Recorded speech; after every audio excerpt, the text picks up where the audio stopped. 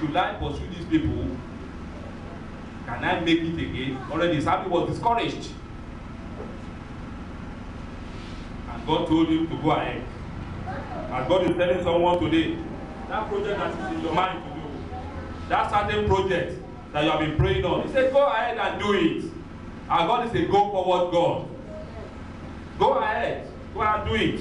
Then David said to Abiathar the priest and Abimelech's son, please bring the ephod here to me. And Abimelech brought the ephod to David. So David inquired of the Lord, saying, shall I pursue these troops? Shall I overtake them?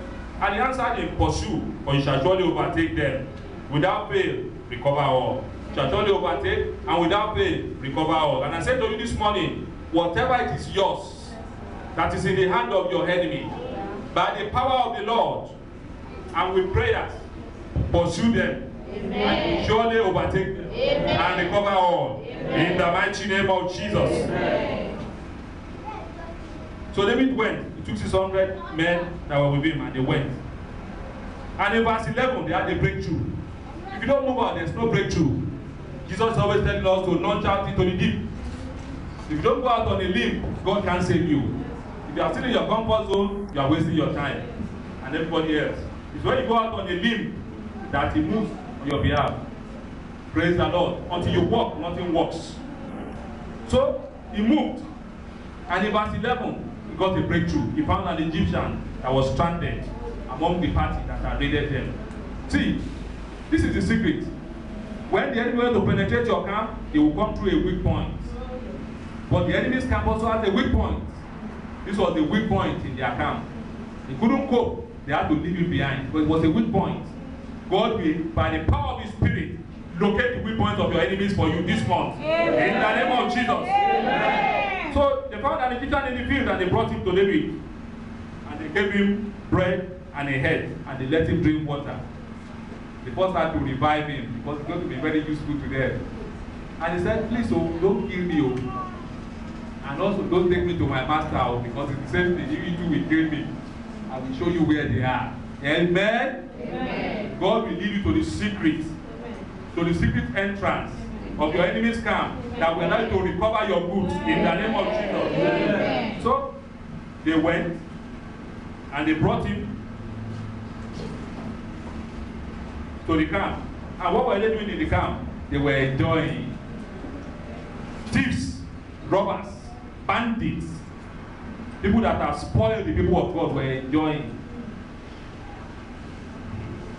So David allowed them to enjoy till dawn. And at dawn, he rose with his army and finished them off. You will finish up your enemies. Amen. When they are weak and tired. Amen. In the name of Jesus. Amen.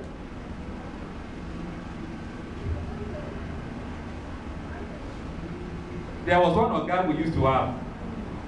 He likes to make his servants uncomfortable.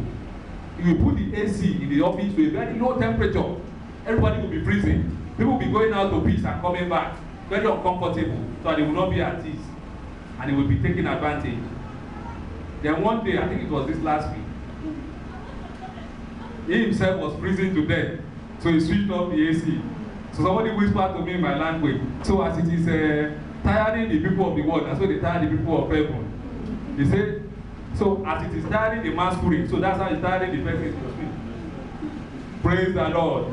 The enemy has a weak point. Praise the living Jesus. So David allowed them to spend their energy in nonsense. Then in the morning, he killed them all. And he took back everything. His two wives, the children, everybody. He didn't lose anybody. Normally when people are kidnapped and they storm the camp, they can lose the hostage. He didn't lose anyone. And you will see the interesting part, that is the harvest. After all, they were just for his capital. Now follow me as I read verse 18. So David recovered all that the Amalekites had carried away. David rescued his two wives. And nothing of theirs was lacking, either great or small, sons or daughters, spoil or anything which they are taken from them. David recovered all. That is his capital. 20. Then David took all the flocks and herds that they had driven before, those other livestock, and said, this is David's spoil.